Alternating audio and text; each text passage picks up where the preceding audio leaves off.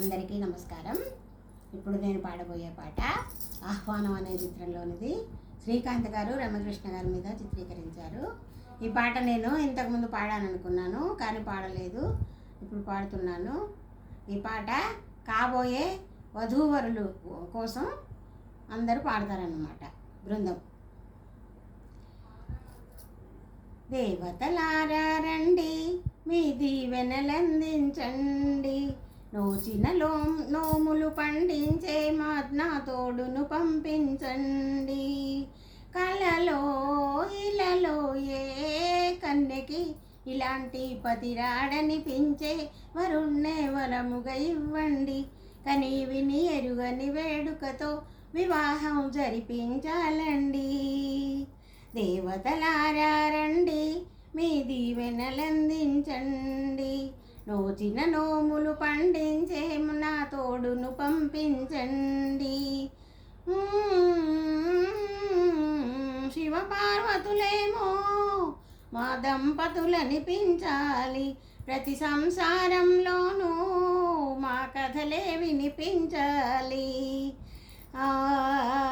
శివపార్వతులేమో మా దంపతులనిపించాలి, ప్రతి సంసారంలోనూ మా కథలే వినిపించాలి.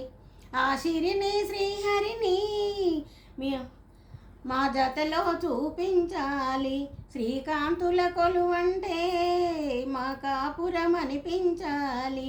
మా ముంగిలిలోన పున్నమి పూల వెన్నెల కురియాలి. మా చక్కని జంట చుక్కల తోట పరిపాలించాలి. కలలో ఇలలో ఏ కన్యకి ఇలాంటి పతిరాడనిపించే వరుణ్ణే వరముగా ఇవ్వండి. కని విని ఎరుగని కోరి వేడుకతో వివాహం జరిపించాలండి.